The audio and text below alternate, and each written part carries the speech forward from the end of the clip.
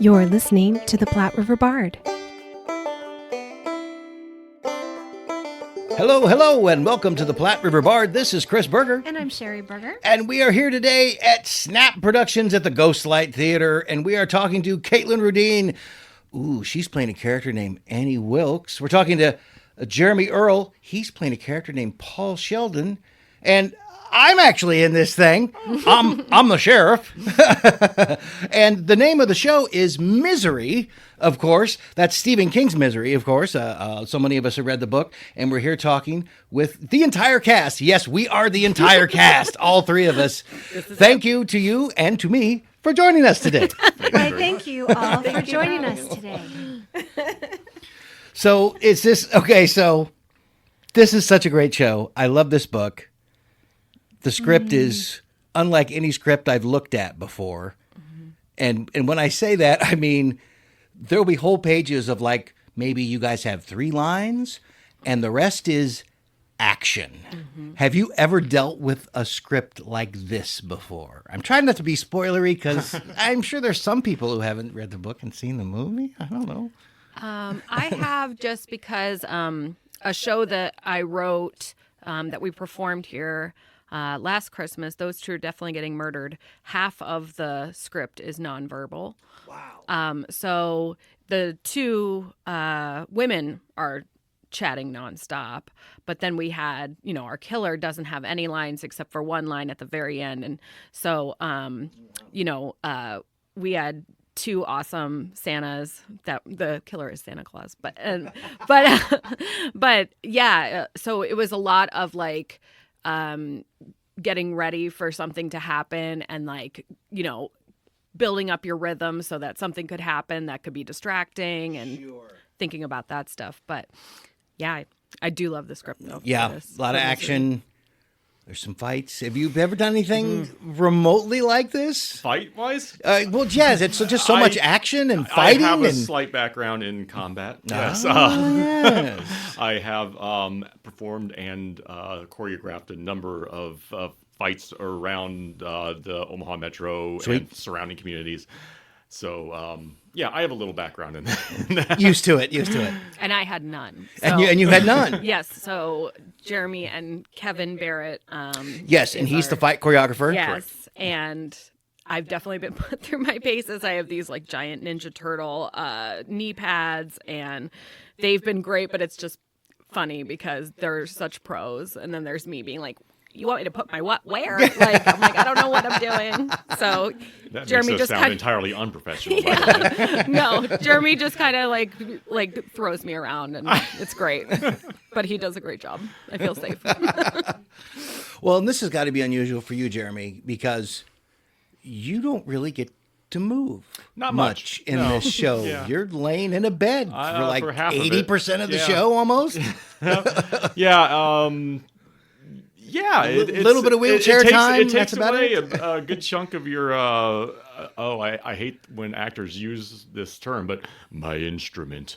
But sure, I get it. Yeah, but yeah, it absolutely. You gotta get. I wouldn't say creative with how you're performing, but you definitely, I think, need to be more specific about things because more deliberate, more intentional. Your choices, because you are losing a large portion of what we in everyday life use to convey meaning to other people.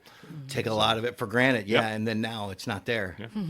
I remember seeing interviews at the time because I'm a big fan of the book and the movie, and I remember seeing the interviews with James Caan, and he talked about because he did a lot of action movies. He's a very active guy, and they stuck him in that bed, and he about lost his mind. Yeah, and he's like, I've never done anything like this, and I guess it took a lot of convincing to get him to do it. He's like, nah, I don't want to do that. Yeah, and they didn't get along very well during. They got along great, like after the production. Kathy and him. Yeah, because she was an unknown when she took the role. She really was. And Warren Beatty was supposed to actually play the role of Paul. Yeah, there were like 3 or 4 Yes. actors before him. Khan was not the first by quite a No. while, actually. And Warren Beatty eventually backed out because he didn't want a woman to have more lines or first credit over him. And he also Warren Beatty, typical, Yes. champion of, what a women's rights. Women and rights. Sounds a little on par. But then also he when it was decided it had to be an unknown woman because they couldn't have the star power and the star vehicle performance. Wow. And of course, she ended up winning the Oscar for it. Yes. Which I thought was incredible. Yes. So, but I guess after, because she wanted to do a lot of rehearsing because she came from a Broadway background. And she's theater girl. Yes. And he didn't want to rehearse. Yeah. He's just like, I'm in the bed. What do you want from me? Yeah. And so I guess they butted heads a lot because she wanted to run and run and run and run and run, and he doesn't work like that. So it was a little bit of a power dynamic off stage too, but then I guess towards the end, after they got along swimmingly and stuff. So, and that is kind of a difference between actors. Are you an actor that likes a lot of rehearsal? Because some actors just want to do it enough to where they kind of got it, and then okay, let's perform it. Well, I mean, there's absolutely a point where I think something can be over-rehearsed, but I would rather err on that side than the under-performance because there's something to be said for spontaneity, yes, but I also am a firm believer in specificity. And the technique is important, and if you go in there, I like to be able to deliver a product to the audience that is consistent, essentially. And if you're relying on spontaneity every night, you're not going to be able to pull that off. Mm-hmm. Especially if somebody's getting sledgehammered, and I get we both get banged up pretty good. So it's Spoilers, sweetie. Yeah. Yes. Big fight at the end. Not spoilers, but there's a big fight at the end. Yes. Oh my gosh, yes. That was always something that I'm with you. I would rather have the rehearsal and not need it because the spontaneity is always going to come because the audience brings it to you. Right. They bring their energy, and so unless that's the point of the performance, because there are certain aspects of theater that you can bring in. Like I've done something that's called unrehearsed Shakespeare before, and things like that, where you bring that unknown aspect to the script, but that's the point of it. But when when you have an audience coming in expecting a polished production. Yeah, you don't want to give them a rough rock. Yeah. I was going to use another word, but you know what I'm going for. Yeah. Yeah, especially something like this where there is a fan base for it. People want that, anything that's very like Stephen King or something that is very recognizable or iconic, with the sledgehammer. It's like everyone, when you think of Misery, you think of the sledgehammer. It's true. That's the first thing you think of is oh my God, the sledgehammer scene. And so I think, being able to give people what they want does require a lot of And the other half of that on our side, as you pointed out, I spend so much time in the bed, and there's a lot within the show that when you are in the depths of trying to learn it, that feels... repetitive is not the word, but familiar. And so it can be very easy to be caught up in not knowing what part of the show you're in and thinking like you're 3 scenes ahead when you're not. And it's like, oh no. And so you really want to make sure that you have that down. I mean, that's true for any show, obviously, but it's a pitfall for this one in particular. Yes. The set does not change. It's a one-set show. Correct. And we never leave. Never leave. Well, you get to leave sometime. Yeah, she goes outside a little bit. Yes. She goes outside a little bit. Talk to me. Yes. I know. Jeremy and I always kind of joke because, so many of my lines are like, oh, Paul. Oh, Paul. Oh, Paul. And it's, but it's like, depending on what scene that's in, you can get all over the place. It's kind of choose your own adventure. Once that old Paul happens, it's like, oh, where am I? Because it's hard when you're playing an obsessive person. It's like her every waking thought is like, I can't wait to read it. I can't wait to read it. I can't wait to read it. Yeah, she's so completely obsessed with him and his work. Yeah, I can't wait to read it. What on me is broken right now? Yes, but speaking of the set, Dale Hartshorn. Yes, constructed and designed an amazing set for us. It's amazing. I feel like our space here at Snap is very unique because it's kind of a chameleon. Like every time that there's a new set, you just kind of figure out what Dale's going to do with it. And it's fantastic every time. But also like, how large the set can be and how like, intimate it can be, because we just had a show, Freak Show here, and it was very, intimate and small and, kind of sparse. And then you have something like the Misery set it looks like a Colorado cabin. I was surprised by that because we had our auditions on the Freak Show set, and I came in here looking at it going, man, what are they going to do with this space?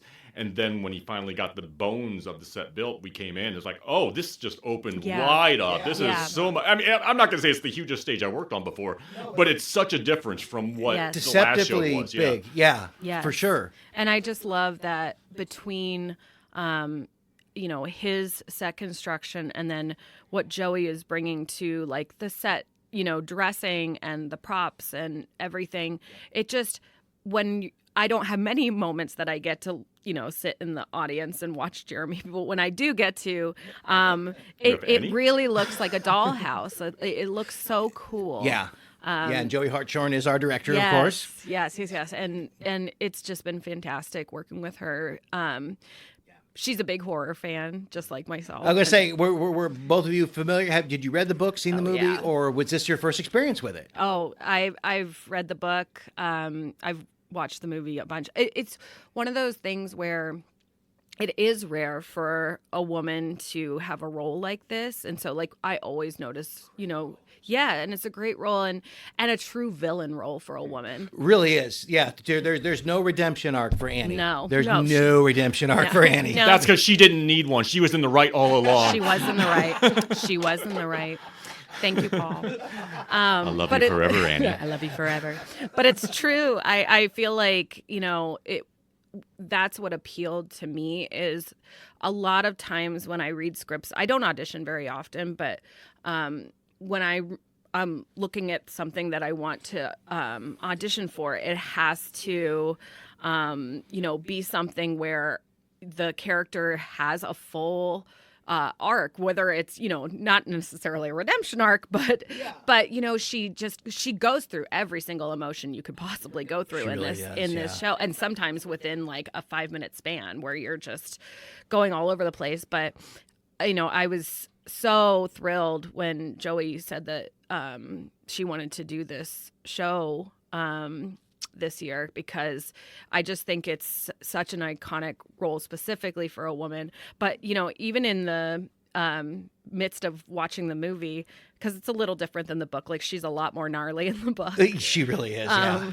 Which I'm like, man. But and I loved James Caan's performance in it. And I think what my goal is I really loved it because it's such a good two-hander. It's not like one is the big person. It's truly a back and forth cat and mouse game. It really is. It's both of your characters show. Yes, it really both is. of them do. And then as the sheriff, I come in like 3 times. Yes. To mess around and do some stuff. Very short scenes, but they're sort of tension-filled scenes. They're super tension-filled. Because, of course, Annie's scared to death that she's going to get found out. Yes. Right. And I love those scenes with you because I just think it's such a chance for, the audience to kind of be in on it and like. Yes. Because the audience knows what's happening. Yeah. Yes. Even though I may not. Correct. But you're smart, Buster. You know what's going on. But I think it's, I just love it. And I love the callbacks to, my favorite horror movies and all of that. I'm just a big horror fan. So, any horror movie that or horror actress or actor that wins an Oscar, I'm all about it. I was like, The Substance, let's go. That's true. Yeah, they got like half a dozen nominations. Yeah.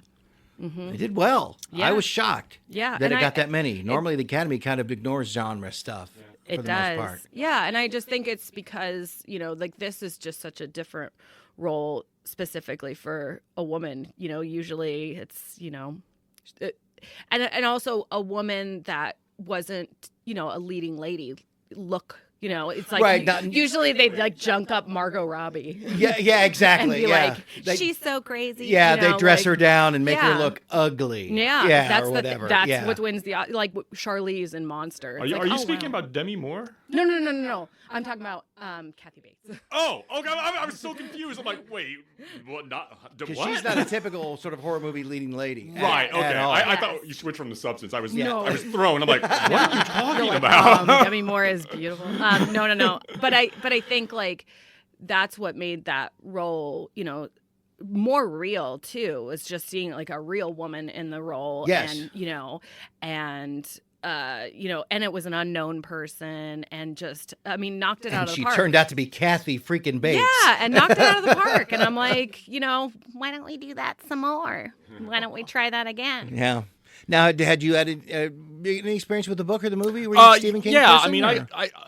I found, like many Gen Xers, I found Stephen King at way too early of an age that I should have. Me too.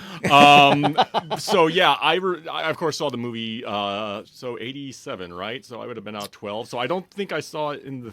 No, wait. 87. That would have been 11. Yeah, close enough. So I don't think I saw it in the theaters, but I absolutely would have seen it shortly thereafter. Probably so on I'm guessing, HBO or something, yeah. I'm guessing, and like we had HBO, please. Oh, well, I don't know. Little Mr. Money over there. Right. No, My friends had HBO. But we had yeah, Cinemax. So I think the last time I probably watched it was probably in the 90s sometime. So it's been quite a while. So I've been trying to avoid it because you don't want to taint your performance or whatever. No, I understand. Especially with something so iconic as Kathy Bates' thing. Yes. The book, however, I discovered because we were talking about things and we were revealing things like differences between the book and the movie and Yes. and the script, the stage show, and it's like because I remember this happening too, but I don't remember this happening because I don't remember reading the book, and so I think it just struck me like I actually did end up reading part of it. I never got the way through it a few years back, and like oh that's right, I did read it, but yeah, it's so I have a little exposure to the book, and then the movie from decades ago.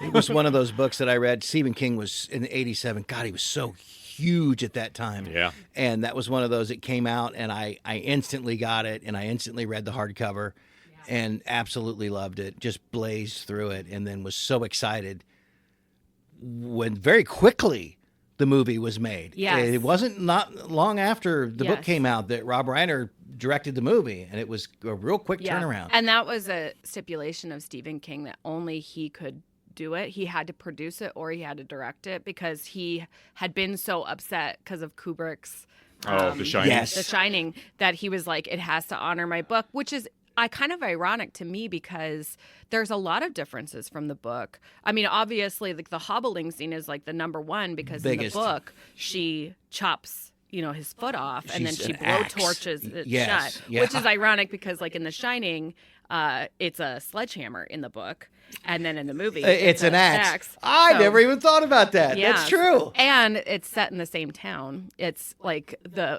Overlook Hotel. Yeah, it's set in Sidewinder. And so Was it's, it they're real- kind of I'd in like forgotten about that. It's like kind of their own little Marvel universe. Well, yeah. It's like the opposite of Derry, Maine. It's Yeah, I was like, gonna say Derry it's and all it's that the up Midwest there. version. Yeah, Yes. for sure. He's But- got a whole universe up in Maine. Rockies, Yes. yeah. Yeah, but she does a lot more gnarly stuff. Like she makes him drink his own pee, and she cuts off his thumb and puts it on a birthday cake candle. That I don't remember. Yeah, and then because of the end, because he was like complaining about the ends, and she's like, "I'll help you," and then she, on his birthday, cuts his thumb off, and then she runs Buster over with a lawnmower, and then impales the other yes. with Which- a cross. You gotta wonder Buster just wasn't complicit in that. Because if you get run over by a lawnmower, were you really trying to get away? I think she did something. I know, she, like, Yeah, I knocks forget him. what she did first, but I She just- drug him? I don't know. I don't remember. I know that there were two cops Yeah. in the book. It's been so long it's been since the 80s since I read it. Yeah. Yeah. There were two cops in the book, and it's interesting in the book too. Is there's a lot of excerpts from the book Misery's Child. Like they have chapters of like Yes. Ian and Jeffrey and all of the Yes, the book within stuff. the book. The Yeah, book within the book, for sure. which I tended to skip because I'm like, That's not why I'm reading I know this. I'm reading it Let's for get Sledgehammer. to the slaughter. Let's get to the slaughter, shall we? But yeah, it's just I great. love it. No, it's one of my It's one of the better, I think, Stephen King adaptations from book to stage, from book to movie, both, I think. Yeah. And I think it was one of Bruce Willis's last performances. He played Paul. He originated the role on Broadway. Oh, And along with, I think was I it just Christine? blew the microphone on It that. was Was it Christine Lottie? No. I think so. Or was that right? Was she the original Annie? It was the woman from Roseanne. Why can't I think of her? Isn't it her? I think that's right. Yeah, the original Broadway cast. Because Bruce Willis, I was shocked. I looked in the book, and Bruce Willis originated Paul Sheldon. Bruce Laurie Willis, Metcalf. Laurie Metcalf. Laurie Metcalf, not Christine Lottie. Laurie Metcalf. I could see how you'd get there though. Yeah, but yeah, Okay. I think that know. I think that was Because I think of his her last comedy. Yeah. public. Well, both of them. It's like, I know. Yeah, but I think that was his last public. See, and Bruce thing. Willis was actually really... Wait, how long ago was that? 2016. That recent? Really? Yes. Wow. And he was actually really well read. Bruce Willis was, and it was kind of a secret that he kept. Yeah. Because he thought people would think differently of him, because he was a lot smarter than he let on. He was extremely well-read guy. I mean, so sort of like Johnny Carson, well-read. He just read everything. Oh wow. And but he never sort of let that out. And I remember his daughter was talking about it after during his whole Yeah. breakdown. Now he's Yeah. lost the verbal, He not can't- verbal, but the vocab capacity. So he Yeah, can't he read it can't anymore. really communicate anymore. It's tragic. And But- she was talking about one of the things is that he read constantly. Oh wow. And it was like, huh? And she's like, yeah, he never told anybody that. Oh well, that's Because he was action movie guy. Yeah. You know? But Action that was movie his revamp. I mean, because you remember when he first. You remember Moonlighting when he I first came out. loved Who doesn't Moonlighting. love Moonlighting? And why isn't that on streaming, people? I know. Come on, I've been I need to waiting get it for on decades. DVD. Yeah. You can't. Is it not available? It's very hard to get up. Yeah, there's some issues going on. I've been Oh, looking is for there that for rights years issues? now. But yeah, I mean, I think his intelligence really came across in that show, and it was only like you're saying when he got rebranded. As, Die Hard sort of rebranded. well, it's him. as the new action hero when they went away from Sure. the muscles like Stallone and Schwarzenegger. Schwarzenegger, and and then all he that. kind of took over as the everyman kind of thing. That's Yeah. when it kind of True. that slipped away a bit. Yeah. He was really good at that. And for people who aren't familiar with it, we haven't really given the broad overview of it. Do you want to just give a story of basic storyline? A man writes a book under duress. Yeah. basic story. It's kind of a commentary on the fandoms and kind of the dangers of somebody that Obsessive loves you, fans. obsessive, Yeah. and the power that they have over you. I think that's what Stephen King said that was the basis, because he was sick of getting people telling him, you need to do this and you need to do that, you need to do this. And, Well, Yep. And so I know that was part of the basis. I know also it was a partial allegory of his struggles with cocaine. yeah. Yes. But But the dedication to Misery, the book, not Misery. Yes, the book Misery, not the Misery's Yes. Child or anything, not the misery in the book, but the actual Stephen King's book Misery. I don't remember the name of who it was to, but he says to so and so, you know why. oh. And well, it's the fan. No, it's not his fan. It's his it's like a personal sister or something who handled all the fan letters and everything. Yes. So I'm sure they had She many saw stories, all all of the the obsession that It's came Crazy through. ass Yeah. fan letters that he would get. I went to the Stanley Motel last year, and they have a literal shrine of people that will leave just weird things.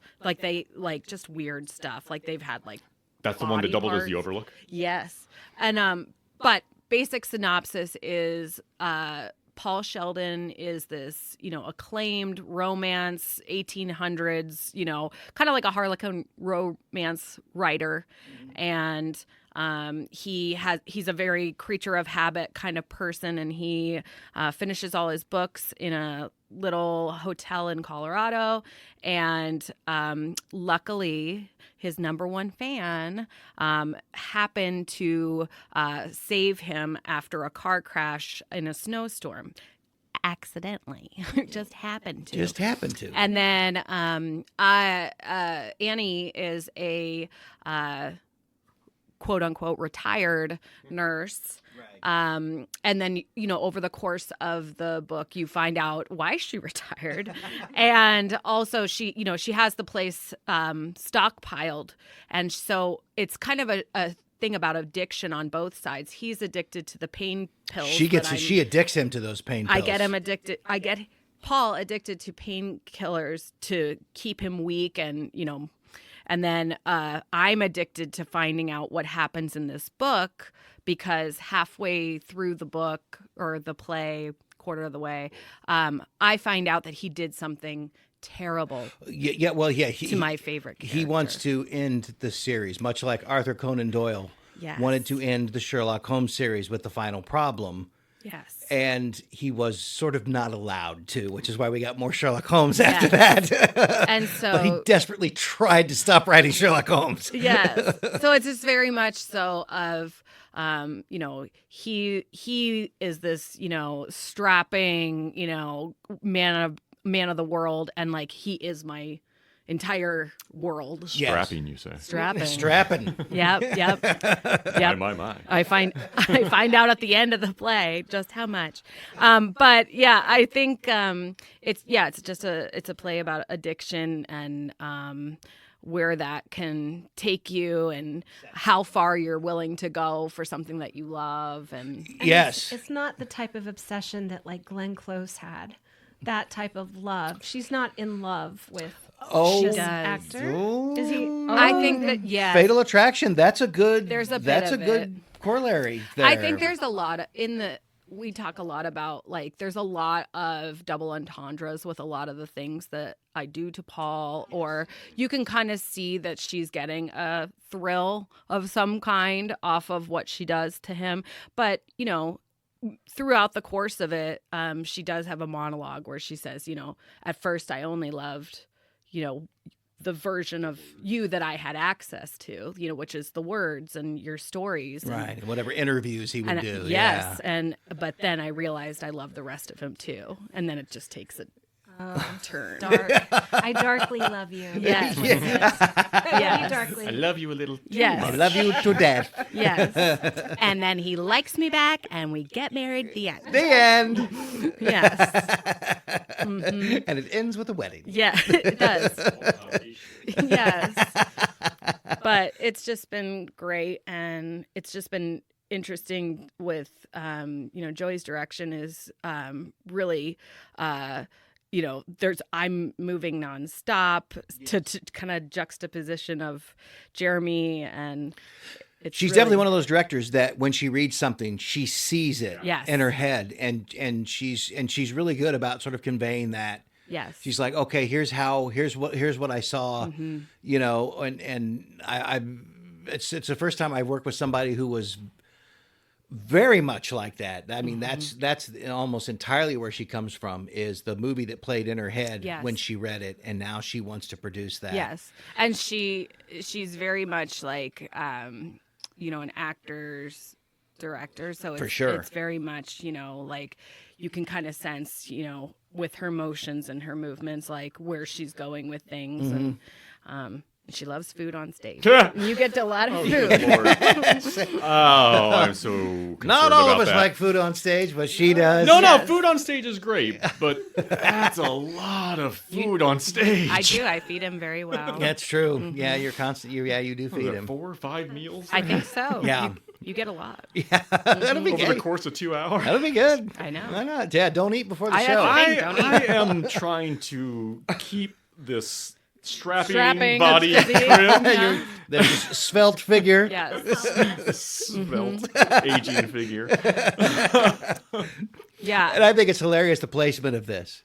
It's the Valentine's Day show. Yes. Which I laughed out loud when I looked at the placement. Yes. I thought, this is perfect. I think that was very intentional on Oh, her yeah. part. Oh, yeah. But yeah, I love, and we're gonna, have some events around there. Misery Loves Company we're gonna have, and we'll have, Free hobblings in the lobby. yeah, free hobblings in the lottery, rides to the hospital. But yeah, it's, I think it's just, people are excited for this just because it's, the name recognition, but then it's just, I hate to say like a cozy show, but it's kind of a cozy show. Well, it's a little intimate. Get your cocoa, settle in. Get your cocoa. It's intimate for sure. I'm a big fan of horror on stage. I'm a big fan of it. It doesn't happen. And it's hard to do. It is hard to do, and it very doesn't much so. happen. I think a lot of people are kind of scared to do it. because they're maybe not sure how to approach it, or oh, it's not going to work, or whatever. I'd love it. Yeah, I love it. And it really fit in well with the season this past, because our theme this year was macabre. So For sure. Just going with that, and I think it just really stems from her love of horror. And if you can have these smaller shows that really are like meaty roles for everybody, because I don't know. I love a 3-person show. I love a 2-person show. I love small shows. Yep. This is I've only done a couple of small shows. This might be my second or third very small show. But it's the only small show that I've done where everybody did not play multiple roles. Yeah, there's right? no doubling. There's no doubling up of roles or tripling or whatever. Because I did every Christmas story I ever told you. Sure. Where we play all kinds of battles, and you're running around the whole time changing clothes and everything. It's not one of those shows. It's just 3 people. Yes. 3 characters. Yes. That's it. And I love it. I'm only in 3 scenes, so mainly. But they're the awesome scenes. It's you two. You guys are sort of sharing half and half. Mm-hmm. It really is. The show. It really is. There's a lot of back and forth, and a lot of little snippets of lines where those are the ones that trip me up, where it's just like, oh, yes, really? I know. What? I hate those. Oh, I hate that. I know. And so, I'm just trying to get my speed up so that I can walk and chew gum at the same time. I understand. Or sledgehammer and syringe at the same time. Well, you're all very brave to take this on and to make it entertaining. I know. And so, it's kind of a dark season, but you guys are having fun with it. So I think both of these roles would be intimidating because they have been so well done in a very public way before. Yeah.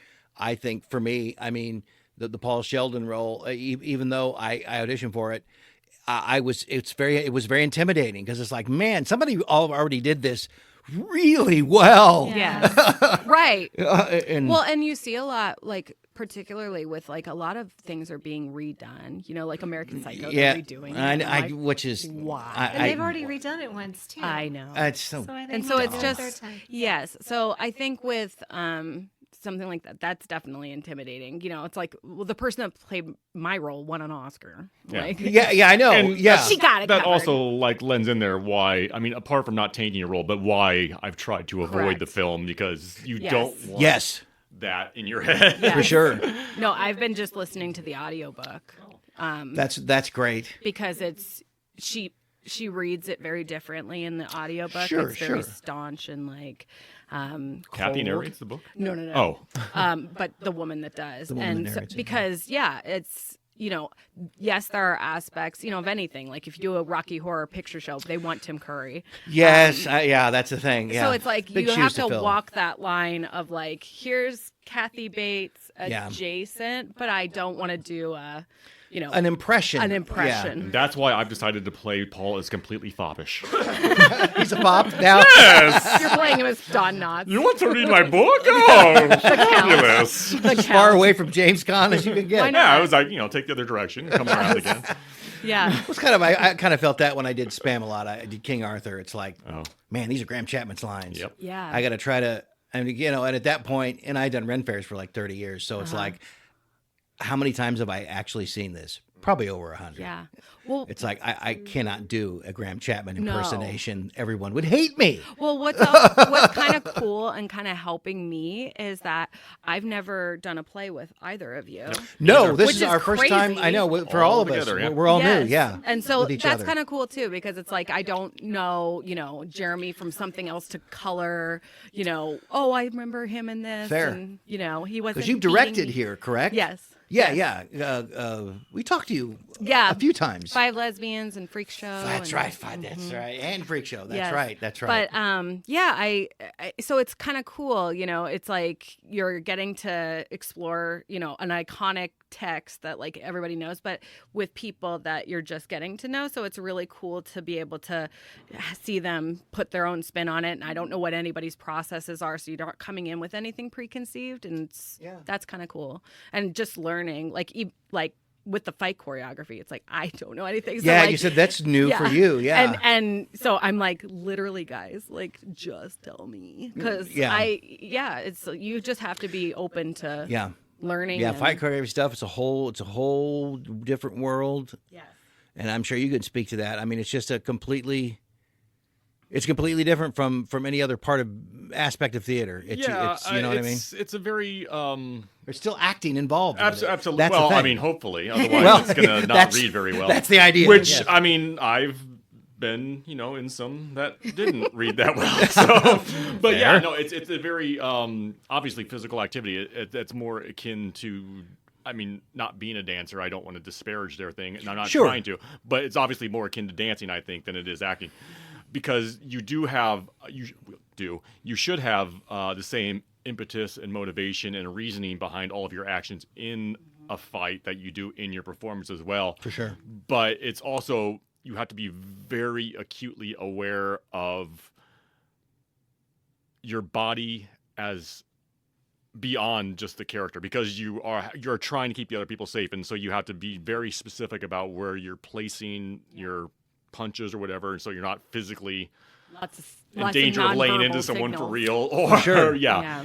And so it's a bunch of very specific and technicalities and things that feel unnatural to the way we normally would work our bodies, even within acting, when you want to interact with someone.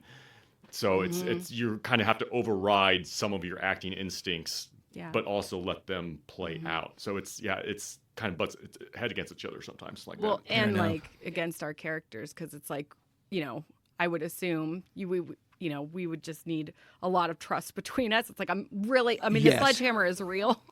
So I just have a lot of concern, like anytime I'm doing anything, I'm like, I just want to, like, even like overly, I'm like, I just want to make sure you're not hitting your head. I mean, just make sure everybody's up and and you two get into, and I get into too much. I mean, you get into, like fist fights. I mean, it's not just like you're like throwing stuff at each other or whatever. Yes. You guys there's no fainting couch. No, you guys get down to it. And for me, that would be intimidating. I've done a fair amount of fight choreography, but it's always been with another man. Yeah. I've never fought with a woman before, and that would intimidate the hell out of me. Some of my favorite times I've had teaching choreography has been with and I don't mean this diminutively when I say girls. I mean literally girls. High school. I had a group of high school girls who I was doing Three Musketeers with. Oh, cool! And these two girls were playing Sabine and my lady, like the two leading ladies. And so, of course, you have the Musketeers and the guards are always fighting, and so they're all getting into it. But these two girls, I loved them so much because they would be off in the corner doing their own thing. Thought I taught them, and they would just be so freaking precise with everything, and they were just so into it, and I just loved that about them. It was fantastic. Nice.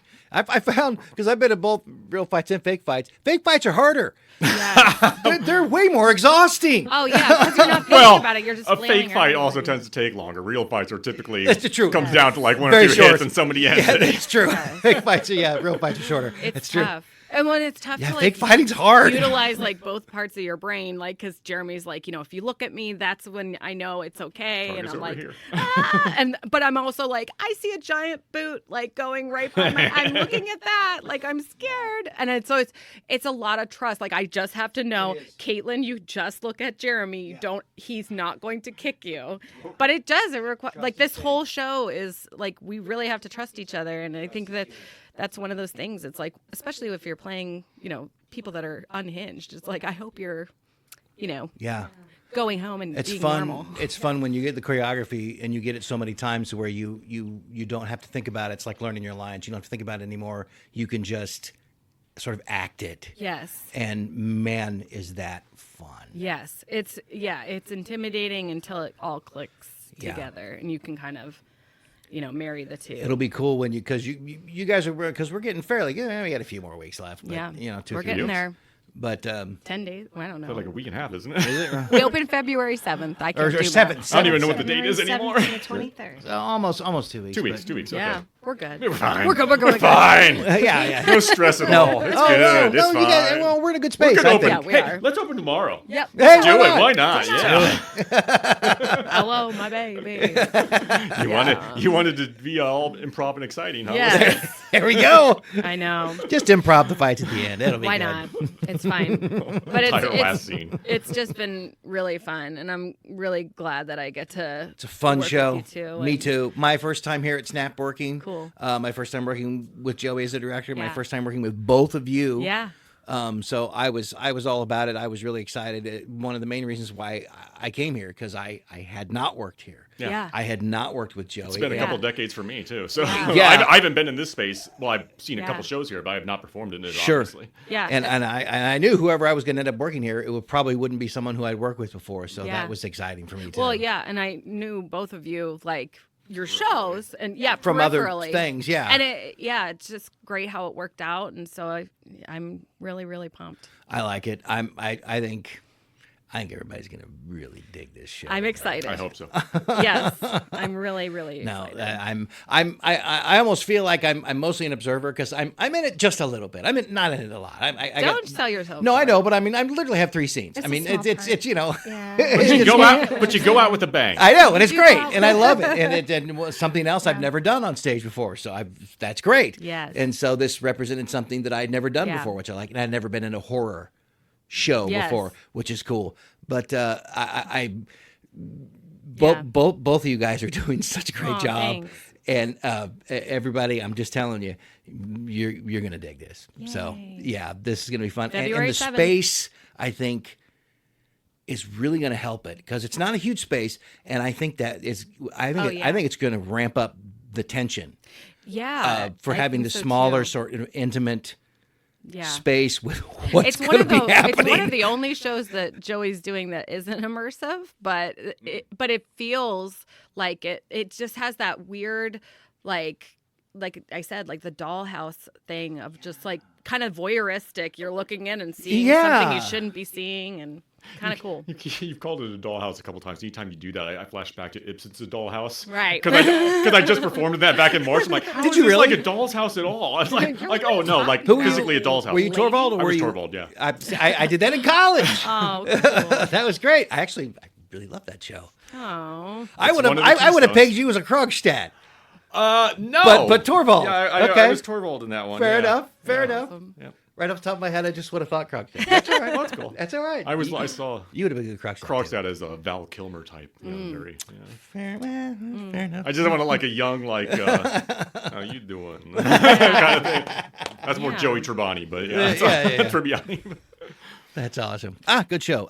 Well, And not to forget, ASL interpreted on February 16th and Industry Night on February 17th, Yes. which is Pay What You Can. Pay what you can at the door. right. And the February 17th Industry Night, Pay What You Can at the Door, is a Monday. Correct. So it's not a typical Yes. theater day. That's It's why it's nice. industry night. Which Yes. is why it's industry night. Very which- nice. And You can- Snap does that, and I Yes. love the fact that they do Yeah, that. that's and great. you can't do pay what you can online, so that's at the door only. So Okay. I totally suggest, because those nights tend to sell out. Get here early. Get here early, Okay. get in line early, and then pay what you can. Perfect. I love that. I love the industry night deal. I think it's great Yeah. because so that's much such a nicer. problem that we all have. It's like we all make friends in theater, Yes. and then we never get to see each other's shows because we're all Right. doing other Yeah. shows. Well, Like, and if you damn do it. get a night, you want to be home. If you do Yes. get a And night I, off. yeah, And we're I doing think the we're the middle of the first show. ones to do that locally. So I'm. I hope it really catches proud on. of it. I hope it Yeah, catches on. I think it's starting to. So I'm happy. I think it's a great idea. Well, guys, thank you very much. Yay. We had this Thank was you, had a nice Buster. conversation here. Yes. And Joey opted out. That's all right. She hates talking on these things, I know. But thanks to Joey for being such a good director. Yes, And thanks for Dale for doing an incredible job with And that Kevin set. Barrett for the fight chorus. And Kevin Barrett for the fight choreography. Those have been some fun rehearsals. And your stage manager. Got another one Oh of those yes, tonight, don't we? with Melissa, we have Melissa. It's just such a Everybody's good here has team. been really 'Cause great to food work in a with. show, if it's a lot of food, Yes. it's a lot of work. All right. Thank you very much. Thank you. Thank you to Thank you. Kaitlyn. So Thank you to nice see you Jeremy. again. Yes. Yes. Awesome. Misery. It starts February 7th at Snap. Woohoo. Thank you. Misery opens February 7th and runs through February 23rd. The ASL Interpreted show is Sunday, February 16th at 2 p.m., and Industry Night, which is Pay What You Can, is Monday, February 17th at 7:30 p.m. Get your tickets now at snapproductions.com. Thank you for listening and supporting the arts in the Platte River area and beyond. Please subscribe to our podcast so you are sure to catch all of our future episodes and join us on social media. See you next time on the Platte River Bard.